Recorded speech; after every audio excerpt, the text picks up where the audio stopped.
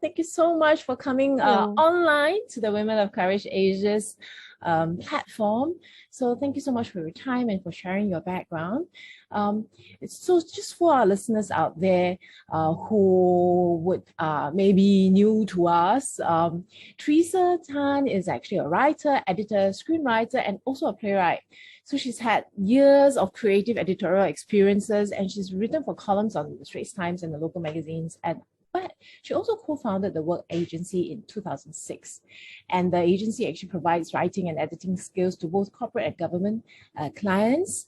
She's also worked on books, and she's helped edited 2 of Nancy Chong's Homo's leadership books and served as a writer for the Autism Resource Center. And we were just catching up earlier on how she's extending help through various volunteering platforms as well. But today, we're delighted and actually privileged and honored to welcome Theresa to join us through this journey, because the October is actually Breast Cancer Awareness Month, as we all know.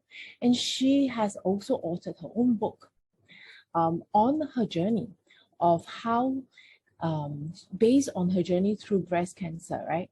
She's authored her own book of A Clean Breast. And based on the journey, right, also edited the letter to my daughter. So with that, I like to welcome Theresa to our platform. Theresa. Hi, Lynette. Hi. Thanks for having me. You're most welcome. So, Theresa, thank you so much for coming on board and also sharing the common vision that we have, if I can say. That's to see women living out their dreams and destinies while making a positive impact. And that's exactly, she's the living testament of how she has actually walked through the journey and is now empowering and giving back to so many other women out there. So if I can share this image as well on screen, because this actually summarizes very nicely how we are going through today and why breast cancer awareness is so important, right?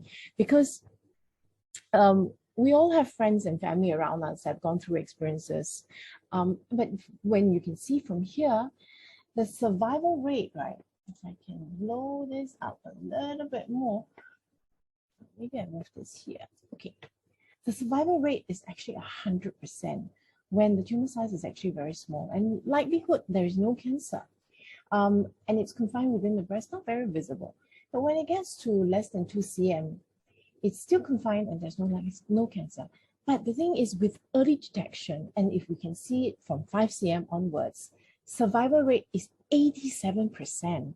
So 87% of survival rate. And with that, right, I want to show us some interesting stats as well that and you know that when you look out for the symptoms and signs, the early diagnosis of cancer, right, actually increases with early awareness, early treatment, and you notice the nipple changes of women. And when I was doing my research before this, actually, men do have breast cancer as well. It's just that women have a higher chance of it. So with that, right, I want to share. I'd like to invite Theresa on stage to share with us, based on her journey, when did you first discover that? I think, okay, maybe some background as well. My mom had breast cancer when she was 49. So at the time I just started work. So I was still quite in my 20s. So it was like cancer is the last thing on your mind. So I think having seen her go through it, and then she always reminded me, you're a girl, so there is always a chance that you could get it because your mom had it. So you must do your breast self-examination, BSE, that's right. So what you said just now is, yes, very important. So after every period, you must look at your breast and notice if there are any changes, and then you must do the usual check. If you don't know how to check, please go and look up breastcancerfoundation.org. Yes. Okay. There are diagrams that will show you how to examine yourself to look for lumps. So for me, I was actually very zealous. I did it even like through 3 children. Right after I finished breastfeeding, I go back to like checking again. But that year, 2009, I actually missed my mammogram. So I've been going for mammogram since I was 35, 30 in fact, yeah, 30. And then at 42, I woke up one morning and I feel very weird. You know, there was just like pain in my chest. So I thought maybe it did too many pull-ups, right? Or push-ups, right? So I thought, okay, I'll just go and shower. Usually after a warm shower, it feels better. So it didn't. So it's very painful. I was like, okay, this is very, very weird. But I did the exam and I couldn't feel anything. So there was no lump. There was no, I looked at it, there was no redness, there was no dimpling, there was nothing. So I'm like, okay, this is very, very weird. So I never mind, I had a full day of meeting. So I went for my meeting, first meeting at 10 a.m. By the time I finished at 5 p.m., apparently I was so pale. My business partner looked at me and went, I think you better go and see a doctor, you know, because you really do not look well. I mean, okay, I don't know what happened to me. So I called a friend who worked for KK. She said, yeah, come down now quickly, go and see the 24-hour doctor. So I did. 24-hour doctor also did the same thing. She did because it 5 p.m. on Friday, you cannot get x-rays anymore. So the mammogram would have to wait till Monday. So anyway, she did all the checks. She went, I don't really actually feel anything, but just to be sure, why don't you come back on Monday? Let's get the mammogram and the ultrasound done. I said, okay, fine. So I went back. I was very nervous the whole weekend. It was terrible. I couldn't sleep. Then Monday I went back, and then the X-ray actually showed that I had it looked like a mass, and it was quite big. It looked about 3 by 2.5 cm. It looked like that lah. So on the, you know, when you look at the X-ray, right, it looked like there's this shadow. Yes. So I was like, oh no, that doesn't look good. Then the doctor didn't even didn't even look me in the eye. He went, oh, I think you know it's bad news, right? You know, that was the way you know it's bad news, right? As I can see from your patient history, you got family history, right? I mean, yeah. Then he said, okay lah, this size normally is like stage 2 or maybe stage 3 already lah. So I just tell you it's not good, okay? Just like that, no. So I was like, wow, that's really different. Oh dear. Anyway. Yeah, okay. So okay, I will be told. I remained very calm. I said, okay, never mind. Let's just do what's necessary. So he said, okay, you go outside and you make an appointment for a biopsy, because they can only really ascertain when they do a biopsy, which is to take a sample, right? And then they test it for cancer. Yes. So I went outside, and then I said, oh, when is the soonest? Because the doctor says it's quite urgent. It may be stage 3. Then the nurse actually said to me, you think doctor very free? The earliest I have is in 3 weeks. So I went, wow, why did I come here, you know? So anyway, I said, okay, fine. So they made an appointment for me 3 weeks after that meeting date. But my husband was with me, so he was like, hey, let's not take this kind of crap from people. Let's go and find another doctor. So actually on the Friday that I had the pain, I already called my gynae, but he was overseas. But he had actually returned that morning. So my husband called him on Monday when we got back from seeing the breast doctor, and he said, yeah, call my friend who looked after my sister who also had breast cancer. So we called Dr. Hua Leong, and who said, okay, just come down tomorrow. So we went on Tuesday. I went, and then he said, okay. He looked at so I got all my films back from KK. He looked at it. He went, actually, from my experience, it could be as bad as stage 3, or it could be nothing.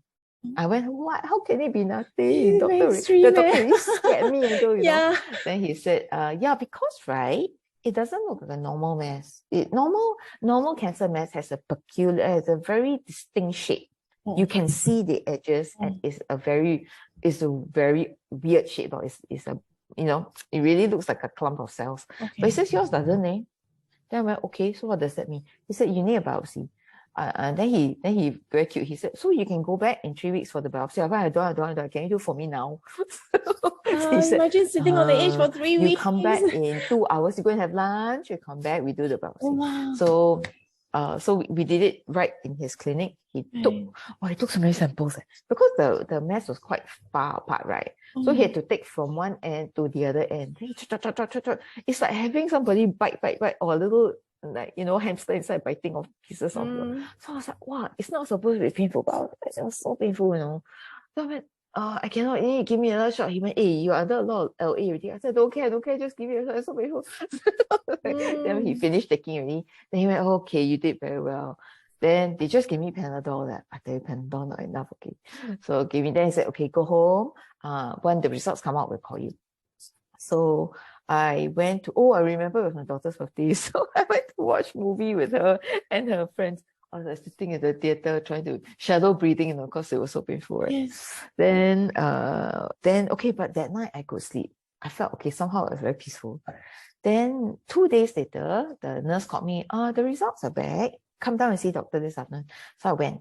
Then he went, okay, what would you like to do? The bad news is it is cancer. The good news is it's stage 0. I said, what is stage 0? Got stage 0 one, man.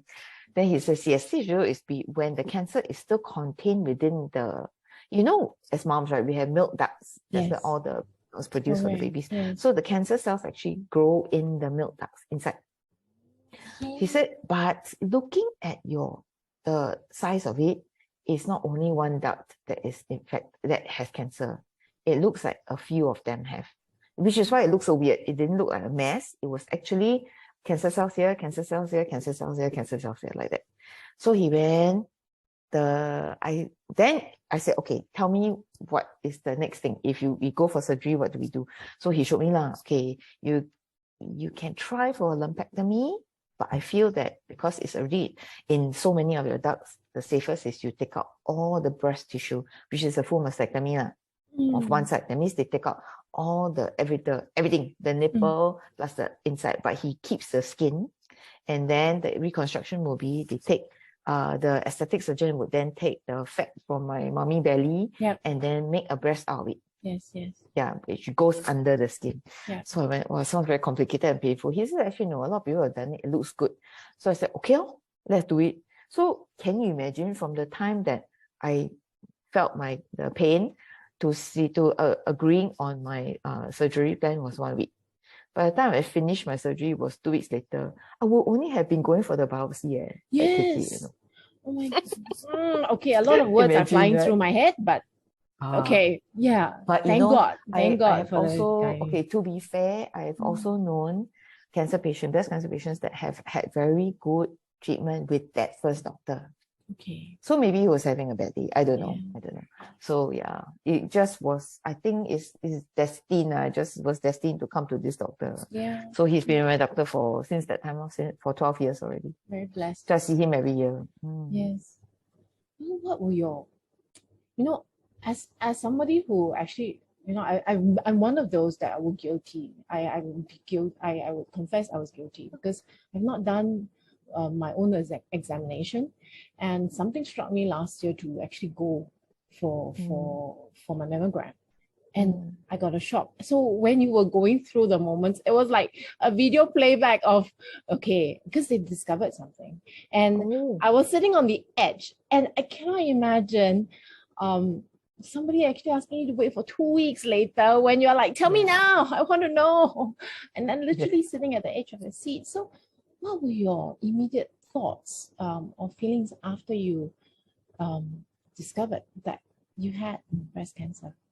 First of all, are you okay? I'm okay. How was it? I got a root scare. But that's why I'm doing this as well, because it is it's a big wake-up call that, hey, women, we're given assets, but we also need to look after our assets, right? Yes, and not take it for granted that it will be okay, because it affects 1 in 9.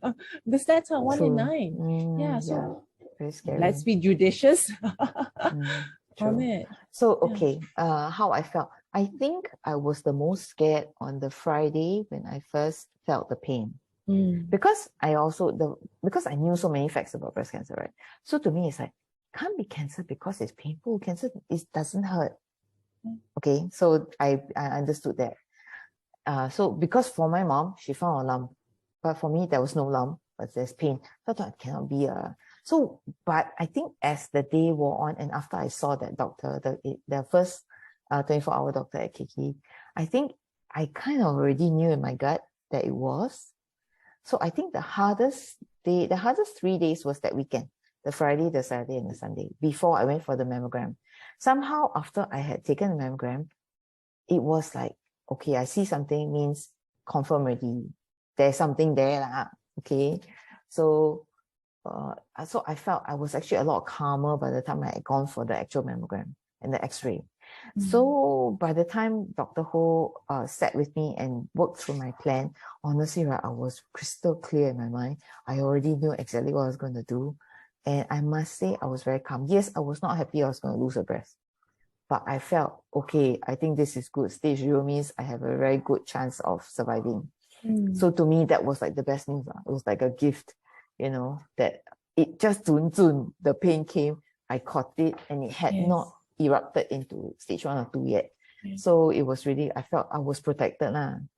So I think that part I was fine. So once I had the plan, it was a matter of, okay, do well, make sure that my, everything goes well for the kids, must make sure that the helper or mother-in-law know what to do for them on Monday, Tuesday, Wednesday, Thursday, Friday, Saturday got what enrichment, so it's like setting, it's all the practical stuff.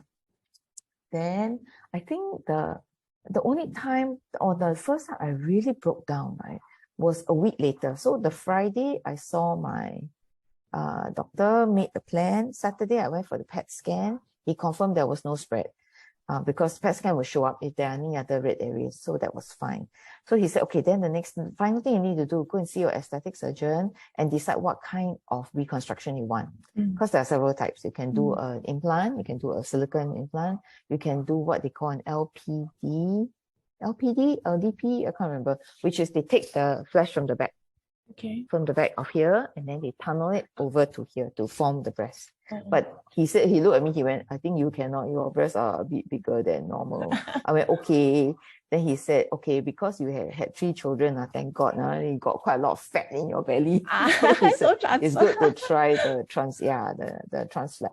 So I said, okay lor. Then he said, it's very nice one, the thing. Then he opened up this book of pictures. I went, wow, I'm going to look like that. I tell you, I really freaked out, it's like, in my mind, I thought, yes, I can do this. But when you're staring at the pictures, and it's so shocking, right? Because you're like, wow, it's going to be so drastically different because there's no nipple already. So basically, there will be flesh, and then there'll be this circle where the flesh joins up, right?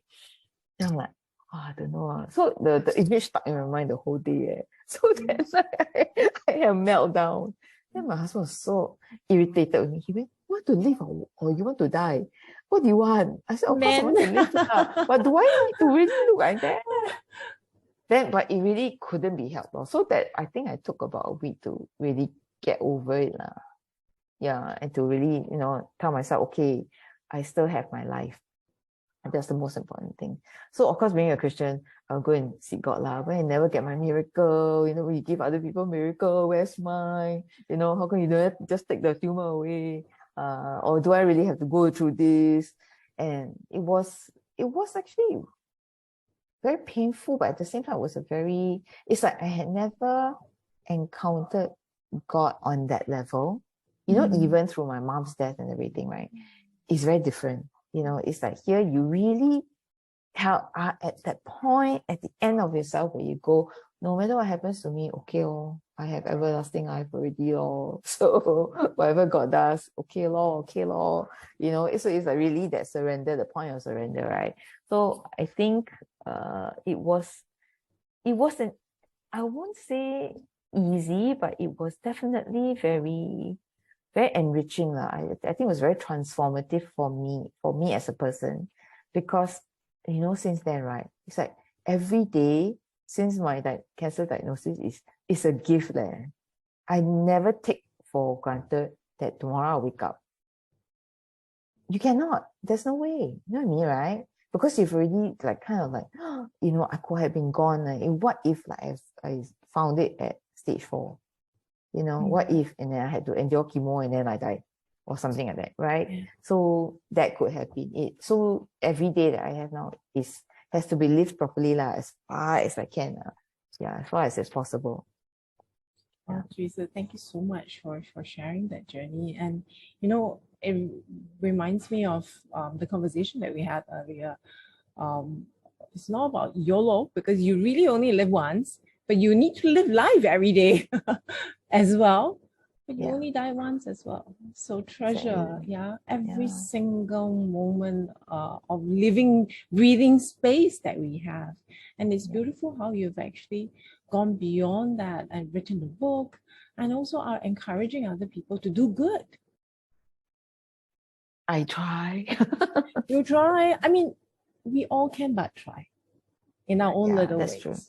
Yeah. In our I own think it little makes a difference as well. You know, if you, it's not so much like a badge of honor. Wow, I made a difference. You know, but it's like, if I can, or if any of us can make someone's life a little bit better, whether it's something that you say or a deed that you do, or okay, it's, with me, honestly, the book was a struggle. I didn't want to write it. I was like, do I really have to relive everything again? You know, but I think because I felt it was really God's call. So okay lor. It's the thing, wow, the longest deadline I ever had was like a year and a half. I finished it. But I was surprised by how God used it, because I had all kinds of people read it, all sorts. I had women who'd been diagnosed, or women who found a lump, then did not go for diagnosis. Then it takes courage, brothers of sisters that have that the sister doesn't want to go for chemo. I have kids whose mom have it, but they don't know how to encourage the mom. You know, so it was so interesting. The emails I got were really very interesting. Some were very heartbreaking. Some were like, my husband left me, you know, now I have to deal with this myself. You know, so on top of my divorce, I still have to struggle with my chemo. Wow, it's like so terrible. You know, so I really got to see all sides of it. You know, that it was, that humanity is just, it is just what it is, you know, literally. So you, I don't know, you just try to live the best life you can. Some of these women were really amazing, really, really amazing. I see, like, lose all their hair already, then just bravely put on the wig, go to work. I'm like, not tired, but who's going to, you know, who's going to feed the kids? Who's going to pay the bills? I'm like, wow, okay. Yeah, so yeah, it was very humbling, to be honest. That's where we draw strength, from each other, and that's why I'm hearing as well. That's where we draw strength and count our blessings every day for what we have, definitely. And who we are, and how you've journeyed through to become who you are today. Right? It takes a lot of courage actually to step forward, to write the book, but also, like you say, even the simple next appointment, it takes courage to face the truth. To see it's true. Yeah, it's true. Yeah. So my doctor, so very cute, like, cause again, my doctor is very sweet. He was so supportive. He bought a stack of books and he put it in his clinic. So there was one woman. So occasionally there'll be a case that the woman comes to see them, and then she's like completely lost it in the clinic, and then they'll call me, can you talk to her? Then there was one, she doesn't want to go for biopsy. She needs to do the biopsy. Can you come and hold her hand? Okay. So sweet. So yeah, but I really love my doctor. I love his whole clinic, the nurse and everything. They just, you know, they really they go beyond the, you know, this is a service I provide. They go beyond that. They're like really very caring now. So this is when it really warms the cockles of the heart. to hear of humanity and humility that's left. But it just goes to re-emphasize the importance of the bare basics. You know, we need to take care of ourselves, and starting with the assets that we have, the rest that we have. True. Yes. Yeah, regardless, male or female, even though female have a higher chance, men out there who may be listening to this, be vigilant as well, because it can happen. But also, I think, like you said just now, early detection is what really saves lives. You know, so if you feel anything weird, please just go. Even if it's a cyst, it's better to know that it's a cyst and not cancer, right? Yeah. So just because that's what mine turned out to be. But the scare, the journey through it, it's no joke. It's no joke. Yeah. But I echo your thoughts. It's better to be in the know, and then to be able to take action. Exactly. Because no one else would be able to do it for you if you don't don't take it back into your own hands, right? Yeah. And like you say, it's a warning signal that's given to you. It's whether you want to cross that line and go for the next stages. But before you can even do that, you need to have your own checks, like you say, do the own self checks at home after every period. Just do your check. If you're not sure, go to the Breast Cancer Foundation's website you mentioned. And that's why we're actually doing this as well, to raise awareness for breast cancer awareness. And that's why, this month is actually Breast Cancer Awareness Month. They are having the memo bus is actually going around Ireland, and I learned so much about it. It's free, ladies, and it's heavily subsidized, even if it's not. So what's stopping you? I think it's like $5 if it's like your second or follow on mammogram. Correct. $5, you know how much I pay? It's like I don't less than a meal. Sorry, less than your Starbucks coffee. Just go already. Don't wait. Women above 40, right? Yes. Especially for women above 40. Please go. And that's the demographics that we have within the community as well. And that's why we decided we'll do this, because it's so important to raise awareness that early detection, just go, because it can turn out to be, it may, not giving guarantees, but it may. But why would you want to put yourself through that otherwise off the rest? Exactly. Right? So, Theresa, what would you give what advice would you give for our viewers out there? I think the chief thing is really look after yourself, like you said just now. Make sure that you do all your breast exam.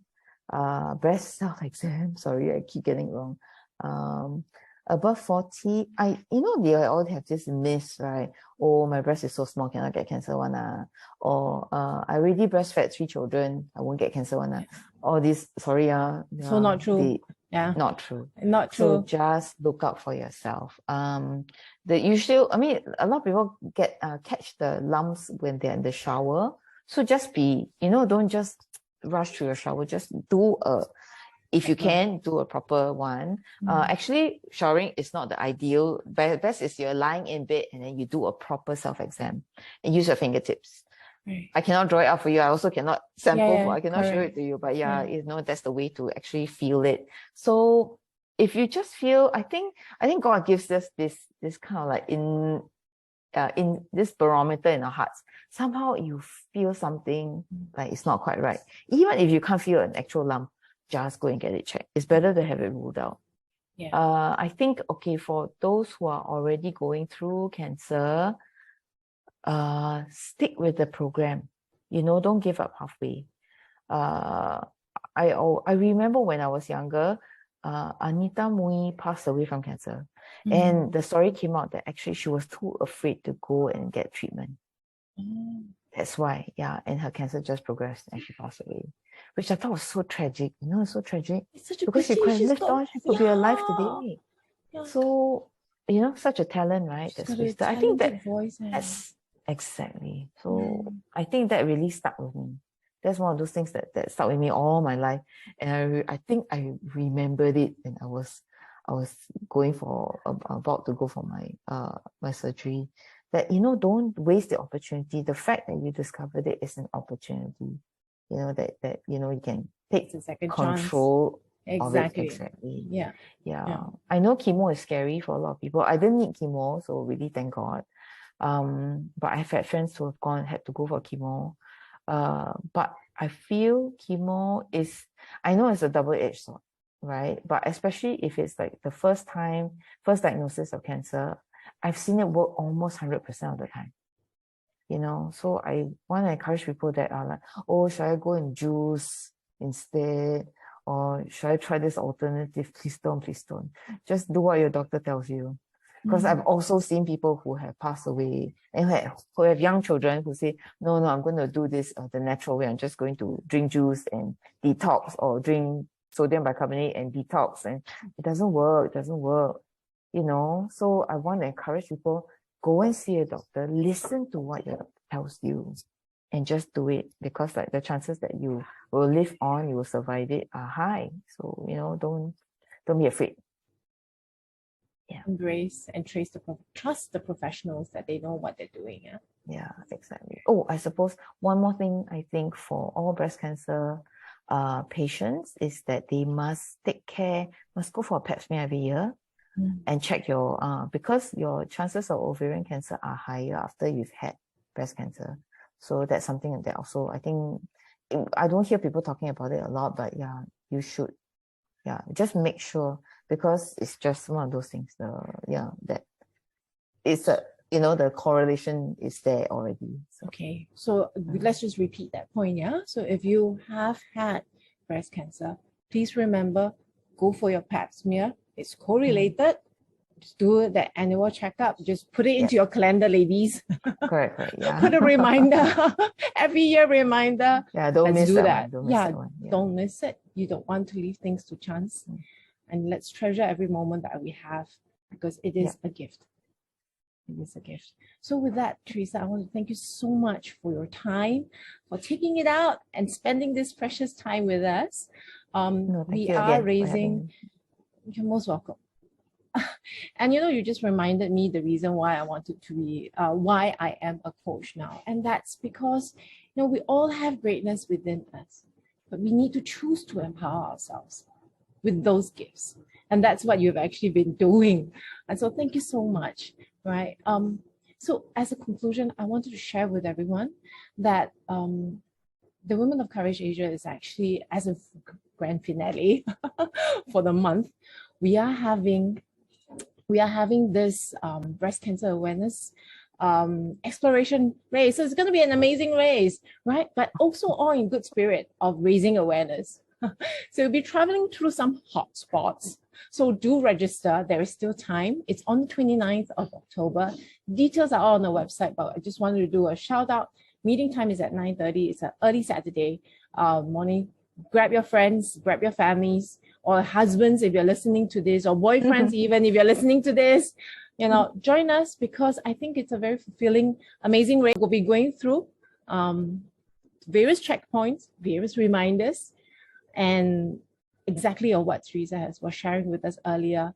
Let's start with the breast cancer early detection. And that's the self-examination, and just go through your test, mammogram test, especially if you're 40 and above, which reminds me, mine is due soon. Better go. Better be safe than sorry. So any final words for our viewers out there, Theresa?